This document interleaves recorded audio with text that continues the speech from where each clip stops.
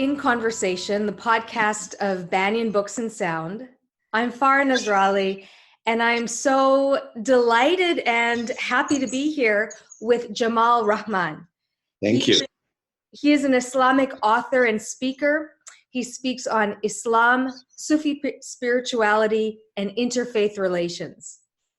He's the author of numerous books, one of which is one of my favorites.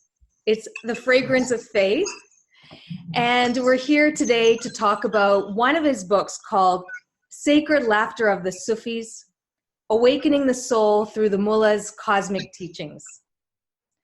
So before we begin to talk a little bit about laughter and its role in Sufi spirituality, for people who might not be aware of the Sufi path of spirituality, how would you describe a Sufi and the Sufi path?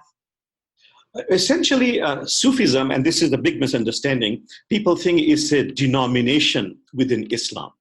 Islam has two main denominations, Sunni and Shia. Sufism is not a denomination. It's simply an aspiration of the heart and mind to live the spirit of the tradition and not get too enmeshed in rituals or theology. That is the essence of Sufism. So I'll give an example.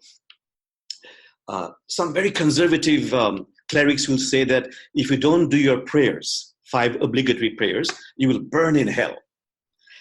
Sufis will say, yes, you must do your prayers. And remember that when you do a prayer, it is as if you're attending a celestial banquet. And if you don't pray, you're simply missing out on that party, as it were. So a different approach Sufis will take. And in terms of the spirit and essence of Islam, how would you describe what the spirit and essence of the Islamic faith is?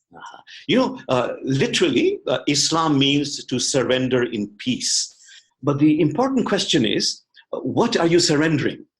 And if someone who studied the Quran will realize that what God is saying is that if you want to find joy, fulfillment in life, you have to surrender in peace your attachment to your ego, to the little self, the false self, so that, as the Quran says, you can bring a heart turned in devotion to God. That, for me, is the essence of Islam. And, this is a great segue into laughter and the cosmic joke. How can we use laughter to really break open the heart and really get past the ego, which often obscures our perception and relationship? Yes. Well, it is through laughter that many profound truths are conveyed.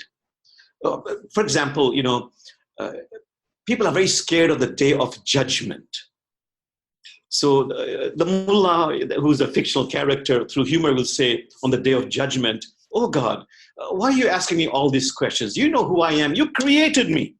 So I tell you what, God, plead and advocate on my behalf with yourself." That's a form of humor, you see, to really drive home the point. Don't get so scared about the day of judgment. God is very, very merciful. And there's a wonderful 14th century, I know you know, Hafiz from Persia, Iran, who says, what is this love and laughter bubbling up from within me? He says, listen to my answer. It's the sound of a soul waking up. So for me, if a person is really on the path of enlightenment, I look for 2 things. One is that person is compassionate. And number 2, that person really laughs a lot. Mm-hmm, mm-hmm. And it would seem that, there are some times in spiritual communities or spiritual practices a real sense of seriousness that I think is required in terms of dedication and discipline. So how is it possible to balance that with a sense of levity and a sense of joyfulness that comes through laughter? That's really a path of life where you have to be in balance with joys and with sorrows. When there are happy times, you embrace the happy times and really from the heart feel it. When there are sad times, as the Islamic mystics say, just embrace the sadness. In fact, let me quote Carl Jung, who studied many Eastern traditions. He would say, would you once in your life have the courage and grace to kiss the demons and dragons within you? That is how they turn into a prince or princess. So don't run towards pain and suffering. Just don't run away from it. Know that, as the Quran says, there's a verse in the Quran that says, Allah says, of everything we have created opposites. So you might know only Allah is one. So accept the fact that in this life, there are joys and there are sorrows. And you know this joyous because you've also experienced sorrow. The sugar is sweet in contrast to vinegar. Rumi says, we have turned you from one feeling to another, so you might have two wings to fly, not one. We need both, but in balance.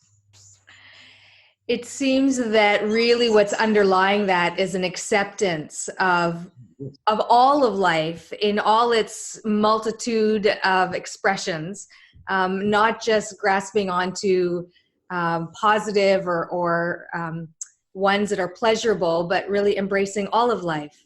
Absolutely. To be able to be aware that because it's a world of opposites will happen in your life, and can I just be open to accepting it all? And that is what makes me what in Islam is called insane kamil, which means a more perfect, a more developed human being. I accept my joys, but I also accept my sorrows, and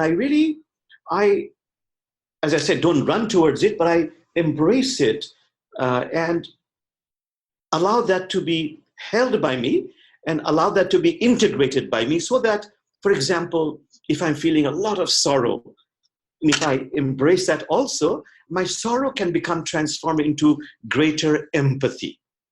If I do the spiritual practice of embracing my anger, through a lot of different practices, my anger becomes transformed into maybe a greater enthusiasm for life. So may I just be accepting and be grateful to God. Can I tell you a mullah story about gratitude? I would love to hear one. It's a very classical story. The mullah has lost his donkey. That's a big deal in our part of the world. So the entire village tries to find the donkey. They cannot find the donkey. The donkey is lost forever. They come in the evening to give mullah the bad news. But where's the mullah? He's on his knees saying, Allah, thank you. I'm so grateful. They say, mullah, you haven't heard the bad news. Your donkey is lost forever. He says, I know, but I'm so grateful because imagine what could have happened to me if I was on the donkey. This is actually, every mullah story has a lot of layers of meaning. One layer of meaning is, even in times of affliction, difficulties, if I can still be grateful, as all the sages say, I'm giving thanks for unknown blessings already on their way. So can I be open-hearted and accepting? So one thing that I would love to have humor about and have laughter about in a way that still acknowledges the seriousness of the situation is the state of the world, the Yes. state of the climate, the political leaders that are on the stage in the world right now. How can we develop an attitude that's really reverent and yet acknowledges the reality of the world? It is an individual choice we have, each one of us. And I think it is incumbent on me, rather than preach to other people, just live a life where it's in balance, where I am doing what is called the inconvenient inner work. If I do the work of transferring my ego, opening up my heart, then that by itself is good enough, actually. And I don't have to preach too much to tell others to change.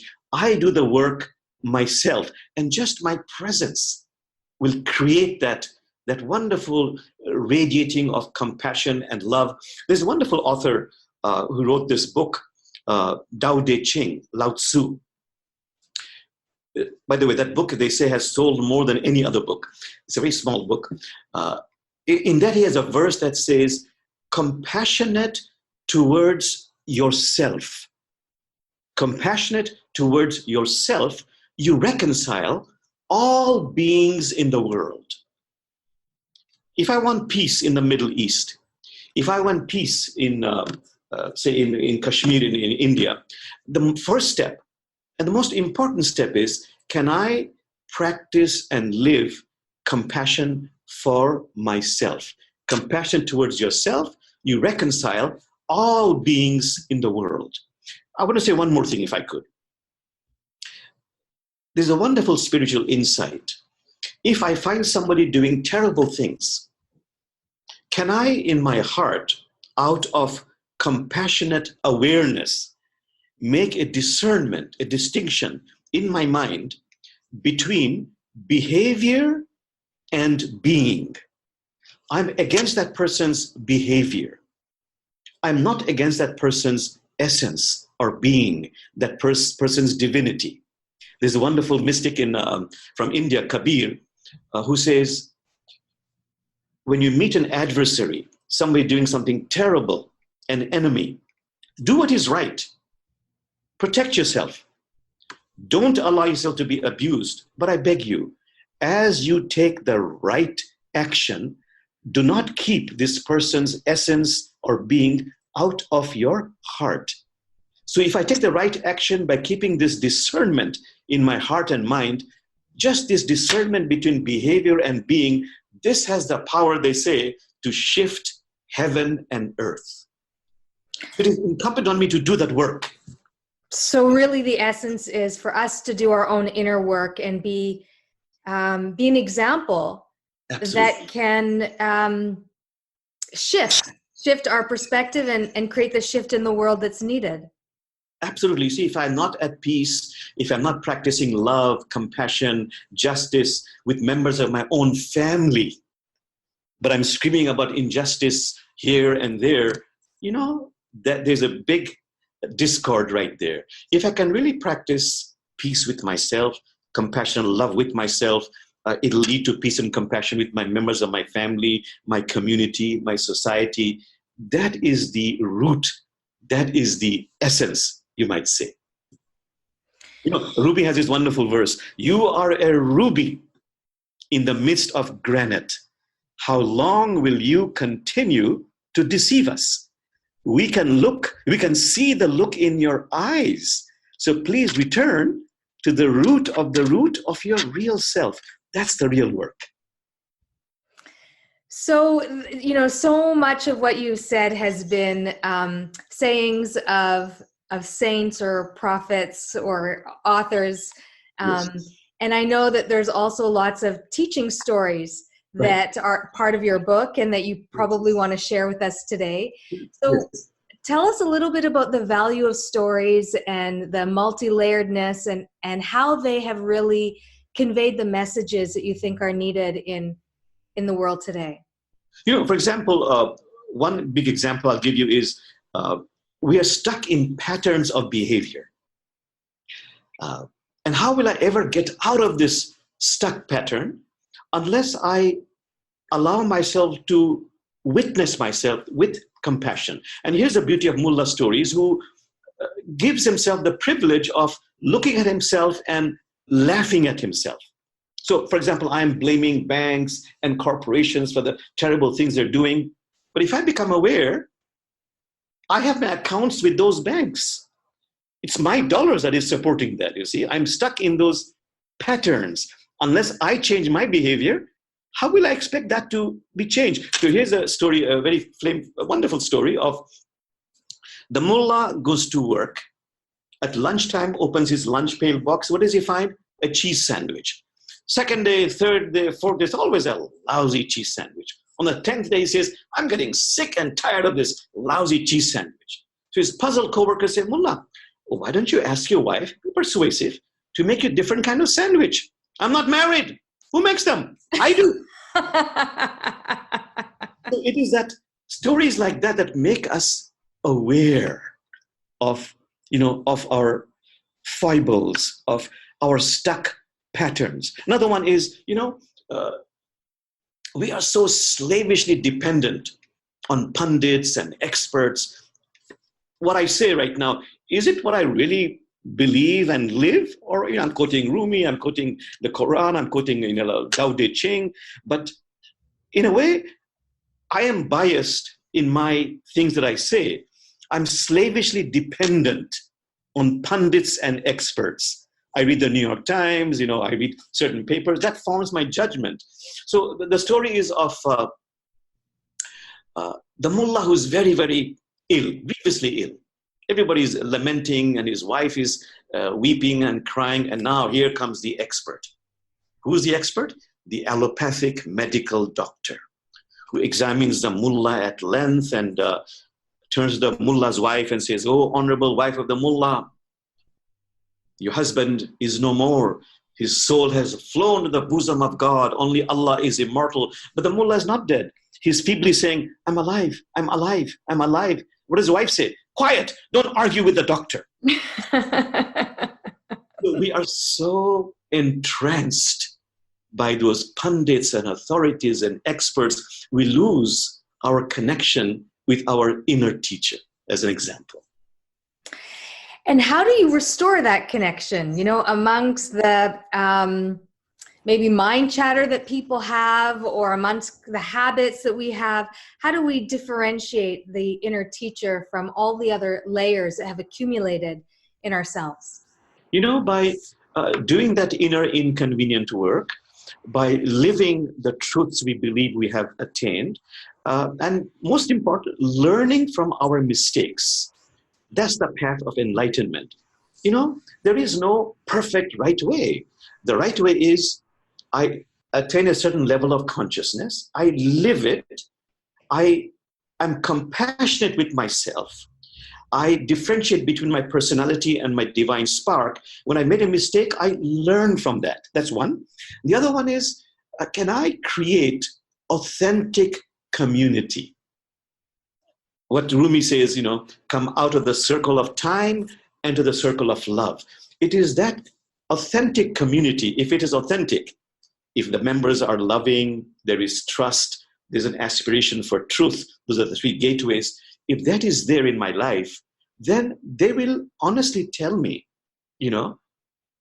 this is some error you have made, this is some advice we can give you. They will respond to you in ways that are loving and yet truthful. So my inner work with myself, learning from my mistakes, and my creation of the circle of love. So honesty is such an important part of our inner work, is having honest feedback from people around us who might show us our blind spots, being honest with ourselves. And when you say inner work, can you elaborate on specifically what you're referring to by the inconvenient inner work? Right. Two things, really. One is called transforming the ego, and the other one is opening up my heart. So in the short time, I can tell you, the work is what the Quran calls the nafs, and there are three stages. And the overall work is, can I transform my nafs, my ego, which is like a commanding master?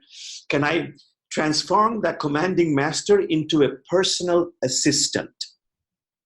So in Islam, the three levels is that when you become aware of your personality, it begins to dominate you. And your work is to transform that into a personal assistant. How? By compassionate self-witnessing. Someone asked the Prophet Muhammad, how do you do this work? He said two things. One is, know thyself, and you shall know thy sustainer. Shine the light of awareness on you. Become aware of your tea sandwich patterns, your excuses, the lies you say. It's okay. That's your personality. That's not the real you. Make the changes. The other thing he said was, die before you die. Through the process of self-compassion, self-witnessing, die to all that is false within you. And do it, the Quran says, little by little. If you do it little by little, there comes a time, there's a big quantum jump. You make a big progress. But the big progress doesn't happen until you do the little by little. So those are two things. Know thyself. You shall know thy sustainer. Die before you die. The third one is, the Quran says again and again, open your heart. Open your heart. The heart is mentioned 132 times in the Quran. Many ways to open up the heart, but the most important way is, can I embrace not only my 10,000 joys of life, as we discussed earlier, can I also embrace my 10,000 sorrows of life? And don't run towards pain and sorrow, just don't run away from it. Rumi has a wonderful verse about this. He says about the heart, take a pickaxe and break open your stony heart. The heart's matrix is glutted with rubies. Springs of laughter are buried in your chest. So if I have to summarize everything, the goal is, this inner inconvenient work is Jamal becoming a more complete human being. If I have to summarize it through verses, the great mystics say, Jamal, marry your soul. Align your personality to your higher self. Every hour, every day, every week, every month, become aware of yourself and make that alignment of your personality to your higher self. What is your personality? I'll quote the Buddha. The Buddha says the personality is nothing more than a bundle of conditioned reactions to life's circumstances. It is me, but I'm also the divine spark, the ruby in the midst of granite. Can I align the elements of my personality with my soul? That is putting it very simply and very clearly. If I do that, that's enough. I'm really excited to dive a little bit more into your book. Tell us a little bit about what inspired you to write a book about laughter. Yes. And cosmic teachings that really awaken us in that way. Let me start by saying the mullah, even in death, he always has teachings of laughter. I'm told that there are many grave sites of the mullah.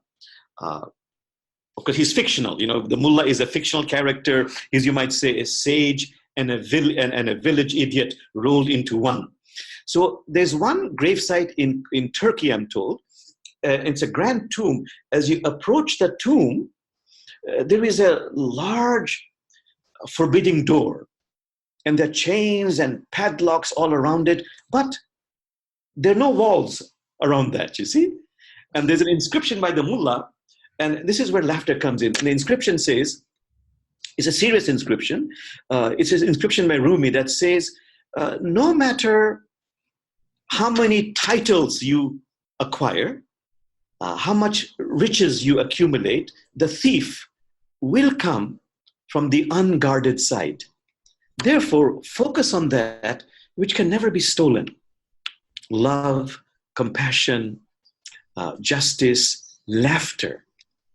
And laughter is very key because the truth is, we have no idea who we are. We have no idea why we are here. We have no idea what we're doing here. We have no idea, I've reached the age where it's the last quarter of my life, but where am I going? These are all serious questions. All we can do is just laugh at it, you see? Laugh about it. And the laughter is, the mullah laughter is, Jamal, when you die, you go over to the other side. And from the other side, from those mysterious realms, you look at your life, at all your dramas and melodramas. There you would laugh and laugh and laugh and laugh. The mullah says, why wait? Why do you laugh just now? And through laughter, we're able to create those changes within ourselves. We realize that it's just my personality I'm stuck in. It's not the real me. It's not my Christ nature, Buddha nature, Allah nature, Krishna nature, Elohim nature. It is just my personality. But through laughter, I'm able to laugh at myself and remove those veils between, my personality veil and the real me. Remove those veils in between. Mm-hmm. Mm-hmm. And how does laughter connect us to God? Well, like I've quoted the first verse by Hafiz. What is this laughter within you? It's the sound of a soul waking up. I think God knows that everything is really very, very funny. And when we laugh, we attain that level of connection with God's laughter. And God's laughter is a very compassionate one. There's a mullah story of, again, many levels of meaning. The mullah is in the tavern. And there's a lot of meaning of tavern. He's drinking and drinking and drinking. It's 4 a.m. He's intoxicated. He stumbles out. He's walking aimlessly in the street. And a policeman accosts him and says, "Sir, who are you? Where did you come from? Where are you going?" The mullah says, "Sir, if I knew the answer to all those questions, I would be home already." So these are deep questions, and the only answer is laughter, because our mind is too limited in understanding that. And when we laugh, we feel that connection with the laughter of God. And the laughter of God is filled with love and mercy and compassion and forgiveness. Mm-hmm. And certainly we all need more laughter in our lives. Absolutely. It's such a connector. It's so nice when people can laugh together. People with different political views or different ideologies or different faiths can laugh together. It really does connect. It is. Once we realize what we are fighting about is sometimes so trivial, our souls are laughing about it continuously. We fight about definitions of God. One God, Trinity, idols, gods and goddesses. But what do we know about God? You see, if you really reach that level of realization that we know so little about God, and yet we talk so much about it, and we fight so much about it. We debate, we argue, we even kill for our beliefs. The truth is, none of us know what God is, yet we do all these things. So when we laugh about it, it's a realization that, as Rumi says, sell your cleverness and buy bewilderment.